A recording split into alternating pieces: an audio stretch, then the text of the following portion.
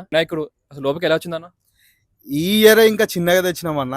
గత 5, 6 సంవత్సరాల నుంచి 14-15 ఫీట్స్ తేవడం జరిగింది.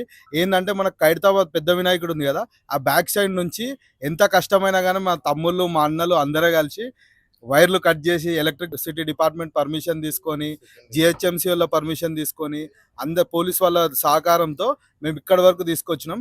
ఈసారి ఏంటంటే 15 ఇయర్స్ కాబట్టి కొన్ని గల్లీలు మేము తిరగలేకపోయినాం. మేము పెద్ద వినాయకుడు తెచ్చినప్పుడు 15th ఇయర్ సెలబ్రేషన్ కాబట్టి ప్రతి ఒక్క గల్లీ, ప్రతి ఒక్క వాడ మేము కవర్ చేయాలి, ప్రతి ఒక్కళ్ళకి మా వినాయకుడు కనబడాలని చెప్పేసి ఈసారి ఇంకా చిన్నగా తేవడం జరిగింది. మా గల్లీలన్నీ తిప్పుతాం ఈసారి. ఓకే అన్న, మీరు లడ్డు పెడతారా ఈసారి? ప్రతిసారి లడ్డు పెడతారా మీరు? ప్రతిసారి లడ్డు పెడతామన్నా. మేము స్టార్టింగే 11 కేజీస్ నుంచి స్టార్ట్ చేసినాం. ఎప్పుడైతే వినాయకుడు పెట్టడం స్టార్ట్ చేసినామో అలా అలా అలా ఇప్పుడు 40 కేజీస్ వరకు అయింది. Every year laddu 1 KG 2 KG పెంచడం జరిగింది. అదే విధంగా మా దగ్గర లడ్డు పెంచడం ద్వారా మా వేలంపాట ఆక్షన్ కూడా పెరగడం జరిగింది.